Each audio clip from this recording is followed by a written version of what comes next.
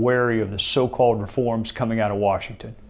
For nearly 30 years, Americans have been promised a secure border and an immigration system that works for all Americans.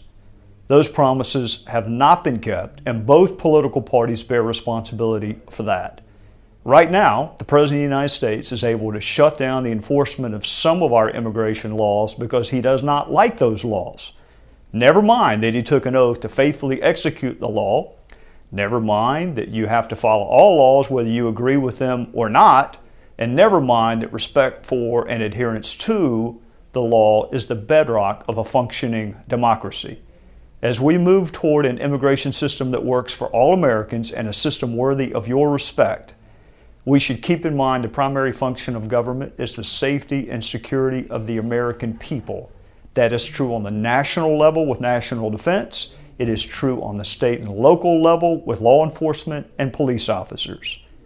The House Judiciary Committee is considering a bill introduced to strengthen the interior enforcement of our immigration laws by allowing state and local governments to enforce federal immigration law.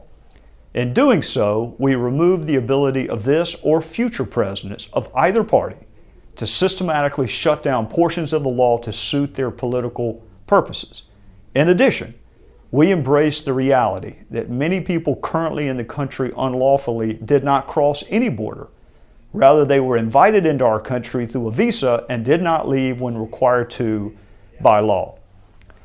I want you to keep something in mind as we consider allowing state and local law enforcement to assist our federal ICE officers in enforcing our immigration laws and preserving the safety and security of our border and our interior. We trust state and local law enforcement officers to enforce every category of law, from murder to child sex cases to narcotics trafficking. Who do we call when we hear noises outside of our house in the middle of the night? Who do we trust when the sanctity of our homes is violated or our personal property is stolen or damaged? Who do we trust when it comes to investigating crimes involving children, the elderly, those who cannot speak up for themselves because of age or infirmity? Who patrols our local streets and provides security at our schools? Who do members of Congress, for that matter, call when they are in their districts and they need security for a town hall or a public event? State and local law enforcement. That's who we call.